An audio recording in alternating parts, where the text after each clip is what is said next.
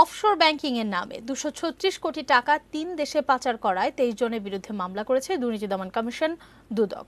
আসামির তালিকায় নাম আছে এবি ব্যাংকের সাবেক চেয়ারম্যান ওয়াহিদুল হক ও সাবেক এমডি শামীম আহমেদ চৌধুরীর। এদিকে চোরা কারবারি মনিরের সম্পদের হিসেবেও চেয়েছে দুদক। দুর্নীতির বিষয়ে আবারও জড়িয়ে পড়ল আরব বাংলাদেশ বা এবি ব্যাংকের নাম। আর এবার এই ব্যাংকের ঊর্ধ্বতন বহু কর্মকর্তার বিরুদ্ধে উঠে এসেছে টাকা পাচারের অভিযোগ। দুদক বলছে তাদের কাছে অভিযোগ ছিল এবি ব্যাংকের মাধ্যমে পৃথিবীর বিভিন্ন দেশে শত শত কোটি টাকা পাচার হয়েছে। এবারের ঘটনা 2014 থেকে 2016 সালের।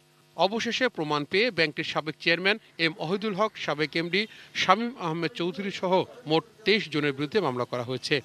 ঋণ প্রদানের সময় বিভিন্ন পদ্ধতি অবলম্বন করতে হয়। আপনারা জানেন যে বিভিন্ন দলিল কাগজপত্র ইত্যাদি দিতে হয়, সেগুলো সঠিকভাবে না দিয়ে জালিয়াতির মাধ্যমে মিথ্যা তথ্য প্রদান করে সেই টাকাটি তারা ব্যাংক থেকে বের করেছেন। বের করার পরে সেই অর্থটি বিভিন্ন প্রক্রিয়ায় রূপান্তর, হস্তান্তর বা সরাসরি সেটি বিদেশে পাচার করেছেন। এদিকে চোরা কারবারি মনির হোসেন ও তার স্ত্রী রওশন আক্তারের সম্পদের হিসাবও চাওয়া হয়েছে।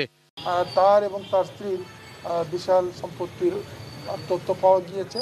সংশ্লিষ্ট অনুসন্ধানকারী কর্মকর্তা দুর্নীতি দমন কমিশন আইন 2004-এর 26-এর ধারায় সম্পদ ব্যুরো নোটিশ দেওয়ার জন্য বিভিন্ন নোটিশ করেছে।